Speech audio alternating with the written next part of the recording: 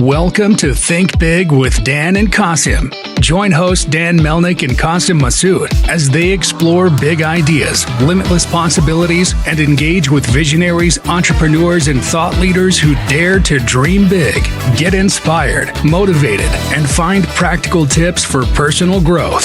Think big, dream bigger, and ignite your potential. Welcome back, everybody. Guest today, Scott Dancy. Scott, it's great to have you on. I appreciate you coming on. Tell us where you're calling in from, first of all, and what you do for a living with AZUNA. So I am calling from beautiful Buffalo, New York, where I'm in Poughkeepsie, actually. So. Are you? Oh, yeah. I had a bunch of friends who went to Marist. Oh, yeah. So know the area. Grew up in New Jersey. So calling in from Buffalo, New York, at our headquarters at Seneca One Tower with a nice, amazing view of the city. Nice, beautiful. The Buffalo Field and everything like that. And that's awesome, yeah. Finally, nice spring day. That's where we're calling from. AZUNA, this is our corporate headquarters. We also have our manufacturing and our shipping here in Buffalo as well. That's awesome. So tell me a little bit more about your background. I mean, what got you into wanting to make a product like this? And what was kind of the big problem you saw out there in the market that led you to want to create a product like this? You know, I've been an entrepreneur pretty much my whole life. I used to own staffing companies, both technology and healthcare. I'm a partner in one of the larger oil and gas LP. We manage LPs for drilling. So we raise a bunch of money for drilling program. We still have that going on. And I've been involved in a couple other businesses. And, you know, AZUNA came about because basically I was going through a divorce and I was living in a rental house and the washing machine broke and it just smelled god awful with all the standing water. And a friend of mine was picking up his son, who's good friends with my son. They were playing basketball. He came in and he handed me this tea tree oil based gel. And he's like, try this. It'll get rid of the smell. So I got rid of it. And I was like, where'd you get that from? And his family owned a contract packaging company. They've been selling it maybe $10,000, $15,000 a year of the product. And I said, this stuff really works. So like basically it took me about 2 years to convince him that I wanted to own the brand, that we would build a brand. It was not called AZUNA. So we basically got that rolling and they're still to this day one of the larger manufacturers of what we do. And we came up with the name AZUNA, was like kidding around and saying it was the ancient Mayan goddess of fresh air. It really doesn't mean anything, but I didn't want a company like Clean Air or, you know, just something very ambiguous. You know, I always thought clean, you know,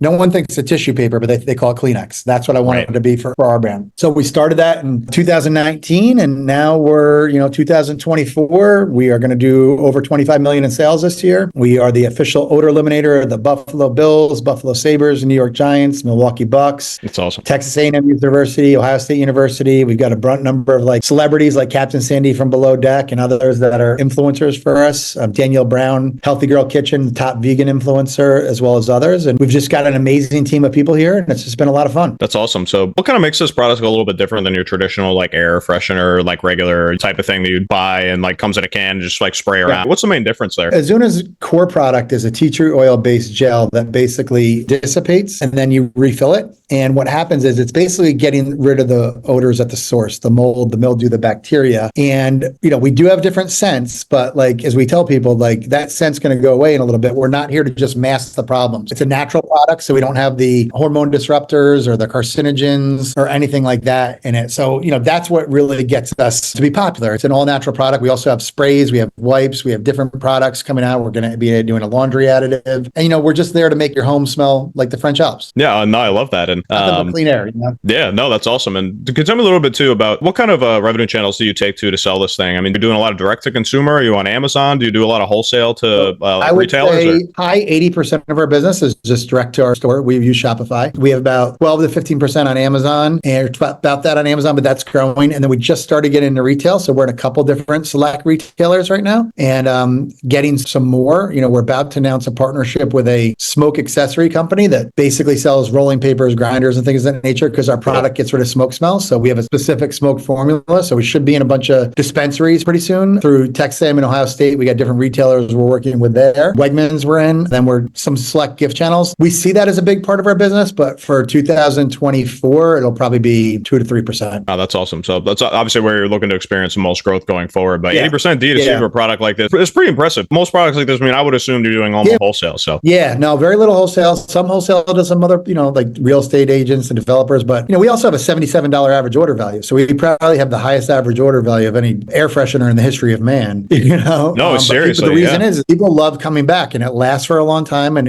we're actually cheaper than a plug-in or these other stuff when you break it down by the use case. But it was a category we had to essentially create in a lot of ways. So, the education part of it, we've worked very hard. We've gotten very lucky. I have the most amazing team here and almost almost none of us have a whole lot of experience in what we do. So it's kind of cool to see, everybody that's just learning as we go. And I like that. I've owned a lot of businesses. Like when I was in the staffing business, I hated hiring somebody who came from a competitor because they only knew their way. Right. And I would say it rarely worked out. And, I've hired people from we do have a couple of people on our paid media and our development side came from Dr. Squatch, which, was one of the best CPG stories in a long time. And they are absolutely fabulous. But I've had other people from big brands come in and I just knew they didn't work, So it basically, I love what we have. Yeah, no, that's awesome. And I mean, coming from the working in staffing, I mean, it's clear why you probably found a great team to surround yourself with, right? No, that's awesome. And so tell me a little bit more about selling so much D2C for a product like this. It's really impressive. I know you said you have some some influencers that you work with on the social side. But as far as I know, you mentioned your paid advertising stuff. What kind of platforms do you find the best return or kind of the best performance on there? Yeah, mainly Facebook, Instagram, Google, YouTube. So we will probably do a little bit on TikTok, but our user is a 30 to 55-year-old woman. So that's not a big TikTok market, although maybe it will be becoming that a little bit. So the TikTok shop, we tried TikTok a couple of years ago and got abysmal performance, but we're willing to try anything again. But, we've got a big customer base. We've sold to over 500,000 customers. So like now we've got a big email, SMS base. Yesterday we did a sale and the numbers were double what they would be on a day like today. So we've got a pretty good cadence of what we're trying to do. And then, the retail is not just to sell, but it's to get that customer awareness out there too. No, that definitely makes sense. And I guess as far as, I said, I know you mentioned your order value is over $70 for these products. So what kind of offerings do you have on the website that you think makes it a little unique that, these order values are so high? And I kind of grapple with that. We have a first purchase discount, that's anywhere from 20% or $20. We test both different pieces. We have subscription. If you do subscription, you get 20% off. We're running sales. So like for us, the cost of acquisition has been cut by about 60%, which allows us to finally be a profitable business. I think what people don't realize about consumer product goods companies is that for every 1,000 that start, only one gets to $1 million in lifetime sales, which is insane. We do that every 2 weeks now. So it's kind of like something we're really proud of and also don't take for granted about how fortunate we've been. 1, to have a good product, 2, to have a good team, 3, to have the right market, 4, to dial in what makes the most sense. Yeah, no, you should be proud of that because believe me, I've run this podcast. I mean, almost everybody that I have on is in CPG brands, and it's really impressive what you've been able to do, especially on the D2C side. It's not easy. A lot of people take to wholesale early on because it's just like it's a direct money channel. But D2C and doing online marketing can kind of be the Wild West. But when you figure it out, it's as it can be very profitable, and it gives you more control over that process and that customer interaction is the best. Yeah, we spend about $600,000 a month, and we're scaling to spend $1 million a month by the end of the year just on those channels. And in the beginning, we were getting like in the beginning, we were actually doing great. And then iOS 14 came about, and then everybody flooded the market. I was talking to an investment banker the other day. There was 1,000 venture-backed CPG companies in 2020 and 2021, and with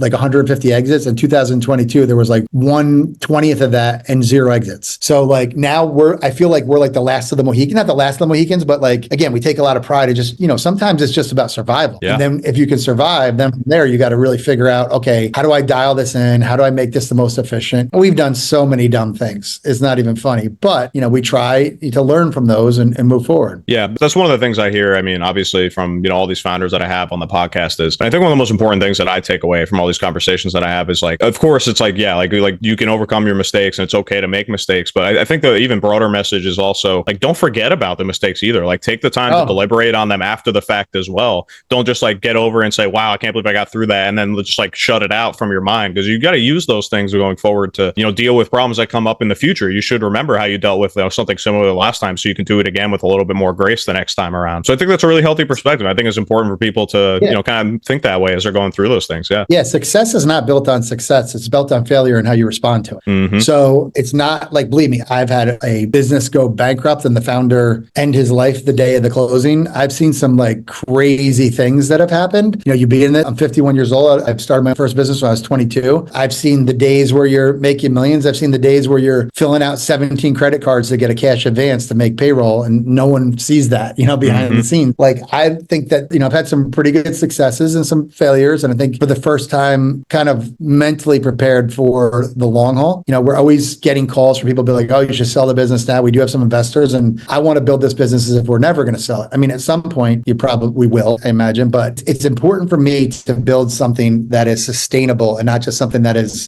just a fast growing business. So we've grown tremendously fast. We went from 0 to 1 to 3 to 9 to, it should be 25 plus this year.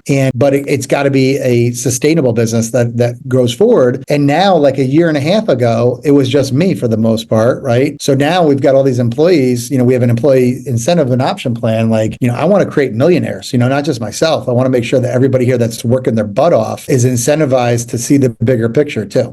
No, it's amazing. That's something I don't get to talk about enough. I don't think on the podcast that I wish I did more is, just like relationships as founders, like with your employees and how you go about finding like the best and brightest people, even if they might not be super versed in like exactly, the industry that you're working in, like how to just classify people as like the type of person, that you can teach and like, grow with at a company like this. So what's your kind of take on it? Like what kind of things do you look for in prospective employees when you look to bring people on? I'll give you a quick example of like a couple of our employees. Like our creative director is 25 years old and I've known him since he's 15. And I literally gave him, I think, $400 or $500 to do a movie when he was 15, right? And then I watched him do some video content other place and he's ridiculously talented. Now everyone's like, oh, you need somebody more experienced, but he's ridiculously talented. So he came aboard. Another one of my friends from college was working at the Buffalo News creative agency and I needed some help. And I just reached out to her, even though we weren't, we're in the same friend group, but I was like, hey, I heard really good things about you. Come aboard. So she's killed it. Then, one of my neighbors from 15 years ago, who when I first started, been friends for a long time, she was very helpful with me in the process of, all the different marketing. And then, COVID hit. And when I finally needed somebody, I called her and said, you got to come work here. And she didn't have the work experience. And now she's, basically in a lot of ways helping run the place from a product development and working on her partnerships. And then, I've got another, friend from the past who just worked with us. And then the girl I was telling about the Buffalo News, her friend worked there. And then another friend. So it's like, then we just hired Danielle today, who was like a referral. So it's like, I'm not looking at the experience. I'm looking at, are you a good person? Are you going to be working hard? Do you fit the morals and ethics of what we're trying to do? And do you have a creative bone? And we just, knock on wood, it's just like literally the best team of people that, I had a bunch of investors who are just sold a CPG for over $1 billion a year ago. And I'm not going to lie, I was a little bit nervous of what their impression would be. They're like, no, these people are awesome. Like you got an amazing team. So I don't think in any business I've been involved in, the best people I've hired had zero experience in that business. Yeah, I think it's so interesting because I think it actually goes kind of hand in hand with what makes like a great entrepreneur, which is I think a lot of people get into maybe like multiple ventures in a row in the same industry, whether it's like, CPG in a certain niche or whatever it is. Like